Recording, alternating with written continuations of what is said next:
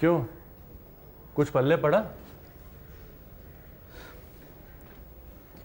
Sir जब plan आपका है तो कुछ ना कुछ बात तो हो गई इसमें। वैसे मैं कुछ और सोच रहा था सर। क्या सोच रहे थे, मुझे भी बताओ। हो सकता है मेरे प्लान में कोई खामियां रह गई हो, कोई बात मेरे ध्यान से निकल गई हो। नहीं सर, ऐसी बात नहीं है। मैं तो अपने आप से जूझ रहा हूँ सर। सोचता हूँ पता नहीं इसे निभा पाऊंगा या नहीं। Let's discuss the weak points. तुम्हें क्या लगता है ये कहाँ पे कमजोर है?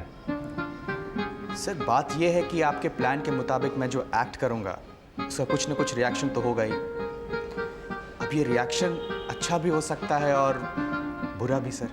मोंटी बेटा, तुम्हें मुझ पर विश्वास है ना? सर ये क्या कह रहे हैं आप सर? आप पर ही तो विश्वास है मुझे पता है आप कभी भी किसी का नुकसान नहीं कर सकते सर। तो then behave like Barna D'Mello सन और इस दिशा में काम शुरू कर दो। ओके सर, जैसी आपकी मर्जी। वैसे ये क्लियर है ना तुम्हारे माइंड में? कुछ अगर नहीं समझ में आया हो तो दोबारा पूछ लो, अच्छी तरह समझा दूंगा। नहीं सर, प्लान बिल्कुल क्लियर है सर। वैसे चाहो तो अपने पिताजी से परमिशन ले सकते हो। नहीं सर, पिताजी से नहीं सर। आप कुछ भी कहिए सर, फिलहाल पिताजी को इससे दूर ही रखिए तो अच्छा है। ठीक है, जैसी तुम्हारी मर्जी। All the best.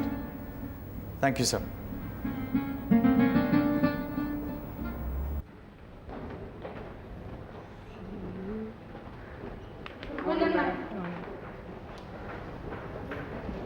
अरे मोंटी, यस मैम। किस उधेड़बुन में पड़े हो? कुछ नहीं मैम, चैटर्जी सर के केबिन से आ रहा था मैम।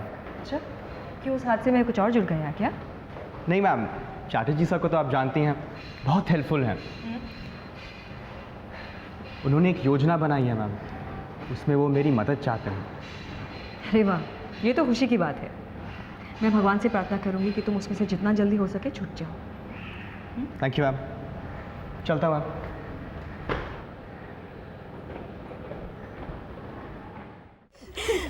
सुधा पता नहीं कहाँ रह गई। हाँ, आप उनको जानती नहीं क्या? फंसा लिया होगा कहीं अपने आप को किसी काम में। ये तो उनकी पुरानी आदत है। Mrs चाचड़, you know college is second home for her. उधर से इधर आने का उनका मन ही नहीं करता। नौकरी का मतलब नौकरी और घर का मतलब घर। मैं तो दोनों को मिक्स नहीं करती। सुधा जी को देखो, वो तो जरा ज़्यादा ओवर सिंसियर है। अरे इसका मतलब हमारी सिंसियरिटी कम है? इन्होंने ओवर कहा। मैं यहाँ आप लोगों से डिफर करती हूँ। हाँ। तो वो तो आप करेगी ही, उनकी खास सहेली जो है आप। नहीं नहीं, ऐसी कोई बात नहीं है। लेकिन हम चाहे कुछ भी कह लें, सुधा ने अपने सिंसियरिटी के बल पर ही इतनी कम उम्र में कईयों से जूनियर होते हुए भी हेड ऑफ द डिपार्टमेंट तक का सफर तय कर लिया है। हाँ, सच्चाई तो आखिर सच्चाई है भाई। हाँ, यू आर राइट। हमको एचओडी नहीं बनना, सैलरी कम मिलेगा चलेगा, बट वो झंझट किसको होना जी। बिल्कुल सही। पैसा कम तो जिम्मेदारी भी कम। तुम्हारा तो ठीक है भाई, तुम्हें पैसों की कोई ज़रूरत नहीं। अरे टाइम पास के लिए तो ये नौकरी करती है, तुम क्यों उठाओगी ये सब झंझट? सॉरी, मुझे बहुत देर हो गई। सॉरी, हम तो सोच रही थी आप तो अभी आएगी ही नहीं। क्या है कि पूरा दिन कॉलेज में किसी को कुछ नहीं सोचता। जैसे ही छुट्टी हुई सबको हर बात याद आने लगती है। मैं तो जाने की तैयारी कर ही रही थी कि अचानक मिस्टर सिंह कॉमन रूम में आकर डिबेट कंपटीशन के लिए विद्यार्थियों का चुनाव करने में जुट गए। विषय देखा, 4 नाम सजेस्ट किए, फिर जाकर छुट्टी मिली। मिस सुधा, आप ये सब काम मुफ्त में करता ना, इसलिए सब आ जाता। कंसल्ट करने का फीस लेना शुरू करो, सब भाग जाएगा। बिल्कुल सही। जिम्मेदारी लेनी है तो निभानी भी आनी चाहिए ना। ऐसी बात नहीं है। क्या है कि ये सब कुछ मैं ही संभाल रही थी अब तक। लोगों को आदत सी पड़ जाती है पिछला रिकॉर्ड देखकर। अब हम क्या बोलेगा, आपका तो खुद आदत है सबका मदद करने का। अरे बाप रे, अरे आप ये सब क्या लेकर बैठ गए? बेचारी पहले ही थक के आई है और आते ही आते आप सबने अपनी मशीन गन शुरू कर दी। हमको तो सिर्फ इतना सजेस्ट करने का था जी कि यू मस्ट लर्न टू से no in any job. Yes, बिल्कुल सही कहा आपने। अरे सुधा जी, आप शुरू कीजिए ना। हाँ, लीजिए। Thank you. हाँ मिस सुधा, हम लोग बात करने के लिए इधर जमा हुआ, पर पहले आप कुछ कहा लेना चाहिए। अच्छा, कम से कम इधर तो आपका ये मिशन बंद रखिएगा। बातों ही बातों में तुमने बिल्कुल सही वर्ड यूज़ किया अर्चना, मिशन। मैं तो कॉलेज का काम मिशन समझकर ही चलती हूँ। हम तो इधर आता, पढ़ाता और घर चला जाता। देखिए, ये तो सबके अपने अपने नेचर पर डिपेंड करता है। मैं समझती हूँ कि हम प्रोफेसर्स, टीचर्स, गार्डियन समान हैं। जब हमारे बच्चे स्कूल जाते हैं तो हमारा विश्वास भी उनके साथ जाता है कि जिन शिक्षकों के हवाले वो हैं वो उन पर सही नज़र रखेंगे, नए सबक सिखाएंगे, अनुशासन सिखाएंगे, ज़िंदगी में कुछ करने लायक बनाएंगे। यही अपेक्षा तो हमारे अधीन विद्यार्थियों के माता पिता भी करते होंगे। मैंने तो अपने बच्चों को ट्यूशन रख दी, स्कूल के शिक्षकों को क्या भरोसा। लेकिन मिस शाह, ट्यूशन सबके वश की तो बात नहीं होती। और दूसरी बात, आप जो ये अविश्वास दिखा रही है स्कूल के शिक्षकों के प्रति, वो सिर्फ इसलिए कि आप खुद अपने व्यवसाय के प्रति गंभीर नहीं हैं। आपके लिए तो ये सिर्फ मासिक आय देने वाली जगह है। और अगर इतने नैरो माइंडेड तरीके से काम करना ही है तो बहुत सारे प्रोफेशंस हैं जहाँ पैसों की कमी नहीं होती है। शिक्षा जैसे पवित्र क्षेत्रों को मलिन करने की क्या ज़रूरत है? आपने तो मेरे पति जैसी बात की। वो तो कहते हैं तुम्हें नौकरी करने की क्या ज़रूरत है, लेकिन पूरा दिन इधर उधर टाइम पास करने से या गॉसिपिंग करने से तो अच्छा है नौकरी कर लो, पैसा के पैसा और टेंशन भी नहीं। अच्छा, अभी हम चलेंगे। अरे ऐसे भी क्या जल्दी? अभी तो आपने नाश्ता भी नहीं किया। हाँ, लेकिन मिसेस शाह की बातें इतनी भारी थी कि उसी से पेट भर गया। I am joking. यहाँ के बच्चे घर पे हैं, मेरी राह देख रहे होंगे, होमवर्क करवाना है, बहुत सारा काम है। माफ़ कीजिएगा। ठीक है, ऐसी कोई बात नहीं है, जिम्मेदारियाँ पहले। ठीक है, अब मैं भी चलूँगी। हाँ भाई, सुधा जी के बाद आप क्यों रुकेगा? नहीं नहीं, ऐसी कोई बात नहीं मिस अय्यर। मैं तो यहाँ आपसे भी पहले आई हूँ, लेकिन अब देर हो गई। ओके, चले सुधा। ठीक है, हमने आपको माफ कर दिया। Thank you. अच्छा, नमस्ते।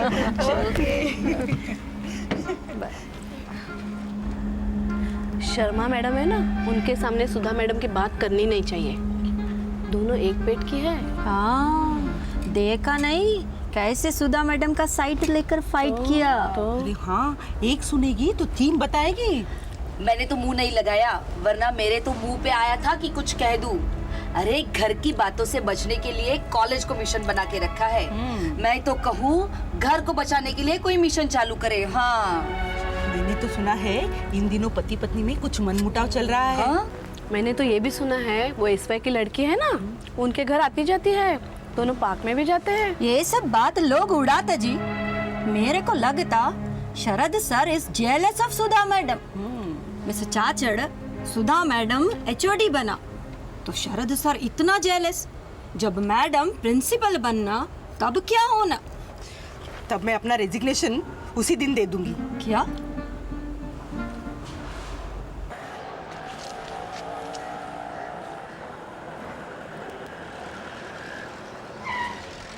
माँ जी। कौन? गोपाल? नहीं, मैं विश्वनाथ। अरे विश्वनाथ, तुम? मैं तो घबरा ही गई थी। मैं तो गोपाल के बारे में सोच रही थी ना, तो मुझे लगा जैसे वही आवाज दे रहा है। इतने में तुम्हारी आवाज आ गई। आप रोइए मत माँ जी, मैं उसी का पता बताने तो आया था। उसका पता चल गया? हाँ, चला भी है और नहीं भी चला। ये क्या पहेलियाँ बुझा रहे हो? चला भी है, नहीं चला? हाँ?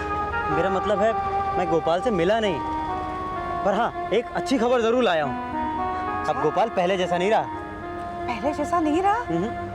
क्या कह रहे हो तुम? उसे मेरी याद आती है? कैसी बात करती है माँ जी, अब माँ की याद किसी को नहीं आती। मैंने सुना है कि उसे बहुत अच्छी नौकरी मिली है। अभी मैं नांदगांव गया था तो पता चला कि 4 दिन पहले ही वो वहाँ से नौकरी के लिए चला गया। क्या कहा? गोपाल को नौकरी लग गई? तो बहुत बड़ा हो गया होगा। कैसी है उसकी नौकरी? बहुत अच्छी। जैसा मैंने सुना है किसी ड्रम बनाने की कंपनी में काम करता है वो। अच्छा ही सा नाम था उस कंपनी का, वो याद नहीं आ रहा माँ जी। पता है तुम्हारे पास? उसे साथ क्यों नहीं लेकर आए? मेरा पता बताया उसे? अरे माँ जी, उसे तो मैं अपने साथ ही लाने वाला था। अब नौकरी नहीं है ना, ऐसे छुट्टी कैसे मिलती? और चलो, माँ से मिलने के लिए छुट्टी मिल भी जाती, उसे आपसे मिलके खुशी भी होती।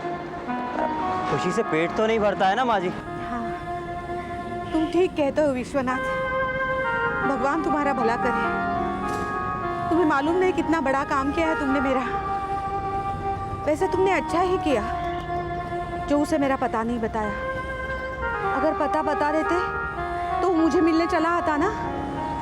और अभी तो नौकरी बहुत ज़रूरी है ना। हाँ माँ जी, वैसे मैंने गोपाल के बारे में पता किया। मैं उसके साथ काम करने वाले एक आदमी से भी मिला। पहले तो वो कुछ नहीं बता रहा था, उसके लिए मैं अजनबी जो हूँ। पर जैसे ही 100 का नोट दिया ना, वो बोलने लगा। उसने बताया कि गोपाल के साहब उससे बहुत खुश हैं। माँ जी, वो 100 रुपये वापस मिल जाते तो वो क्या ना, आप तो जानती हैं मेरे पास तो फूटी कौड़ी भी नहीं है। आप भी क्या सोचती होंगी ना माँ जी, कितना बेशर्म आदमी है। गोपाल के लिए सिर्फ 100 रुपये खर्च किए, वो भी वापस मांग रहा है। अरे नहीं विश्वनाथ, मैं तुम्हारे पैसे ज़रूर लौटा दूंगी। कितना बड़ा काम किया है तुमने मेरा। आप मुझे शर्मिंदा कर रही हैं माँ जी। देखो, मैं 1-2 दिन में पैसे लौटा दूँ तो चलेगा? नहीं, वैसे मुझे तो कोई जल्दी नहीं है, पर क्या है ना, जिससे मैंने उधार लिए वो वापस मांग रहा था। अच्छा। अभी कितने पैसे हैं आपके पास? अभी तो सुधा ने कुछ सामान खरीदने के लिए दिए थे, बस उतने ही हैं मेरे पास। अच्छा, चलेंगे चलेंगे। अच्छा चलेंगे। देखो, गोपाल का कुछ पता चले तो मुझे ज़रूर आके खबर कर देना। ज़रूर। दिन में मैं घर में अकेली ही रहती हूँ। अकेली रहती हैं? आऊँगा मैं, जाऊँ? अच्छा, भगवान तुम्हारा भला करे जी। बेटा। अब माँ जी, ये गांव के मंदिर का भस्म और प्रसाद लाया था आपके लिए। बेटा, कितना ख्याल रखते हो मेरा। अच्छा, मैं जाऊँ? हाँ। अपना ख्याल रखना आप। मैं जाता हूँ। गोपाल की खबर देते रहना बेटा। ज़रूर माँ जी। हाँ हाँ।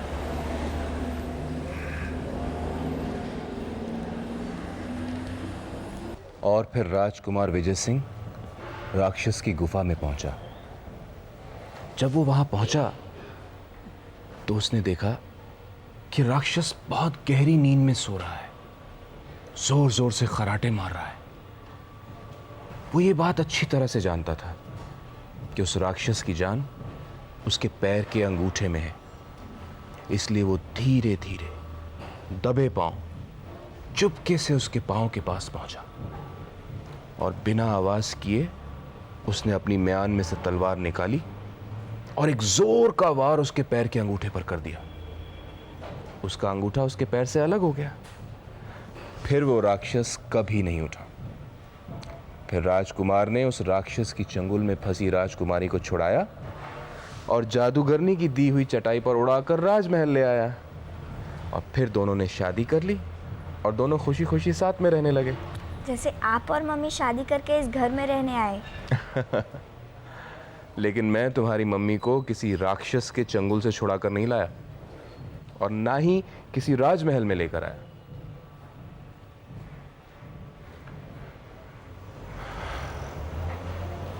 बल्कि तुम्हारी मम्मी ही मुझे इस चार दीवारी में ले आई जिसे वो घर कहती है।